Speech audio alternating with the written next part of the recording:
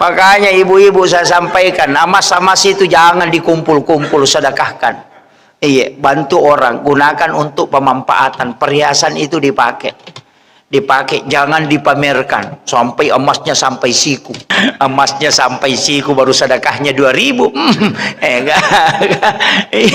Iya, jangan terlalu dikumpul-kumpul itu. Gunakan untuk kebaikan, gunakan untuk umat. Iya, jangan terlalu berlebihan pakai. Sampai-sampai orang itu merasa dirinya bahwa tidak ada apa-apanya. Itu namanya menganiaya orang dengan perasaan. Makanya Nabi itu ketika kedatangan orang besar, dia minta, berikan jubahku yang dari sutra. Dia pakai sutra itu ketika ada pejabat besar itu datang.